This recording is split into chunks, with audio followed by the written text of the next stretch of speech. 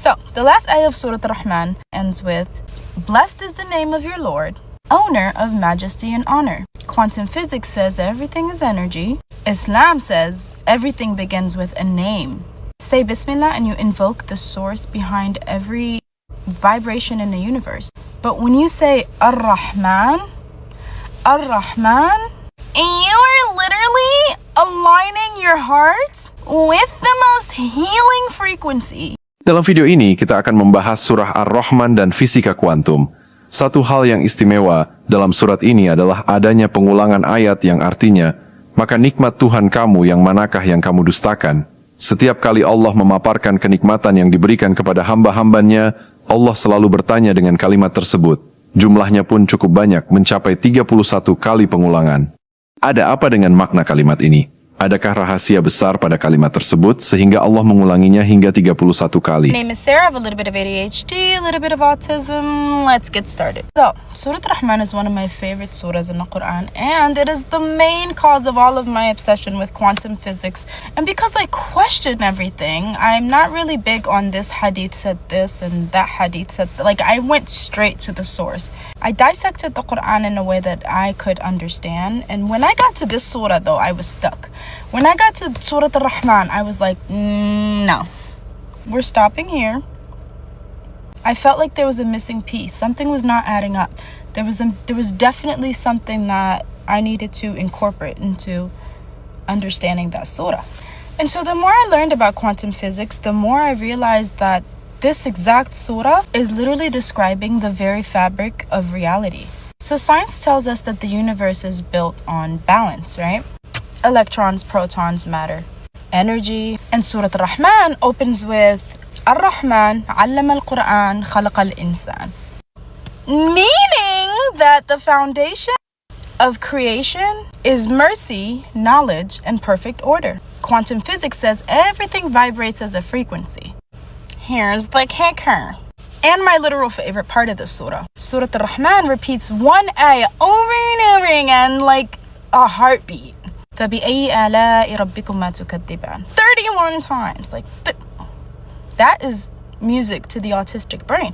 Every time I hear that surah and it's repeated that many times, repetition is a neurodivergent's favorite thing. So to hear that over and over and over again, it's such a vibe. 31 times Allah subhanahu wa ta'ala repeats فَبِأَيِّ آلَاءِ رَبِّكُمَا تُكَذِّبَانِ, meaning, which of your Lord's favor will you deny? That repetition, it's not an accident.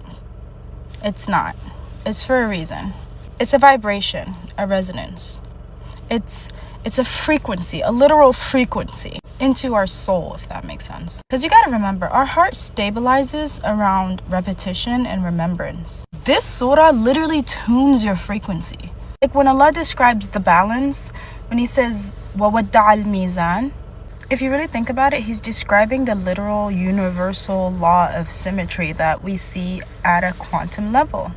Like every particle has its pair. It's like boom, boom, boom, boom, boom, and then everything collapses into chaos when it's not balanced. I'll give you an example because I've done this. When you give too much, carry what's not yours, you lose yourself, your inner quantum field literally destabilizes. Surah ar-Rahman is a reminder that Allah created balance not just in the universe, but in your life. Allah says He released the two seas, meaning side by side, yet between them is a barrier they do not cross. Science then discovered a phenomenon, two bodies of water with different densities meeting but never mixing. And if you think about it spiritually, that's your life. There's your past and your future, but Allah places that barrier so you don't drown in that place. Anything that happens is meant to happen. Even rejections that ultimately turn out to be protection. In that example, Allah places that barrier so you don't dwell in what you were saved from. The version of you that could have existed, like the pain, the heartbreak, the timelines you wished happened, Allah keeps you from crossing them so you can walk the path that is destined for you. Quantum physics says that reality is made from invisible forces. Surah ar-Rahman says that Allah is the one who holds the heavens up without pillars that you can see. This surah will remind you that everything in your life, especially the delays, the heartbreak, the blessing, the protection, it's all held up by an unseen force. ar-rahman. Sorry, I really do get really excited about these videos. And I'm honestly shocked by the amount of people that do too. Because I knew when I started doing this, there's a lot of people that are not going to like me, that are not going to want to watch me, that are going to be like, oh, not her again. But then I know that there are some of you that are going to walk in, that you're going to feel me, and you're going to want to, you're going to understand me. You're going to get it. You're going to get it. You're going to get it. And for you guys, like, thank you. So, the last ayah of Surah ar-Rahman ends with, "Blessed is the name of your Lord, owner of majesty and honor." Quantum physics says everything is energy. Islam says everything begins with a name. Say Bismillah and you invoke the source behind every vibration in the universe. But when you say ar-Rahman, you are literally aligning your heart with the most healing frequency that exists. Like, that exists. It's not just a surah. It's a literal frequency. It can literally heal you.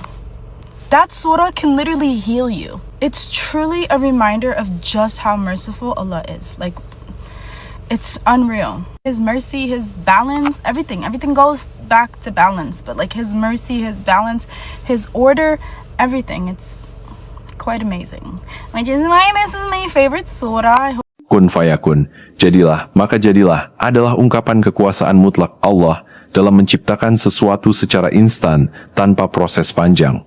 Dalam perspektif fisika kuantum, konsep ini sering dikaitkan dengan perubahan mendadak dan ketidakpastian partikel mikroskopis, di mana potensi dapat terwujud menjadi realitas seketika saat diamati. So quantum physics studies how the tiny parts of creation behave. That's atoms, electrons, photons. When scientists looked closer, they realized that reality is not solid. Things don't behave logically. They even change when observed. It's as if the universe is constantly being commanded into existence. Allah subhanahu wa ta'ala says in Surah Yasin that His command, when He intends a thing, is only that He says to it, be, and it is.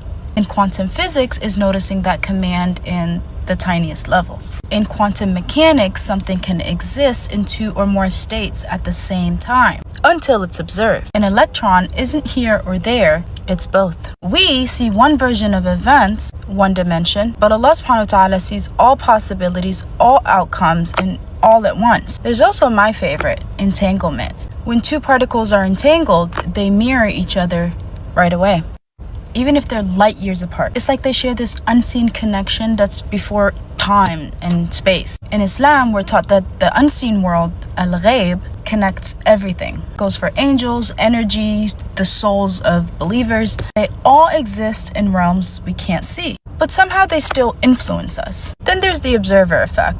In the double split experiment, particles acted differently once they were observed. Could awareness itself affect matter? This reminds us that consciousness is powerful and that Allah subhanahu wa ta'ala made us with intention. Physics agrees that awareness and observation changes the outcome.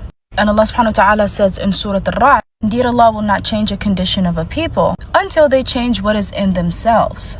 Quantum physics shows that reality isn't random. It's very purposeful, highly interconnected. Every creation from light to matter to time is responding to divine laws. What I would call the sunnatullah. Dan inilah yang harus kita pahami sebagai Muslim. Fisika kuantum tidak menggantikan iman kita, tetapi menguatkan iman kita.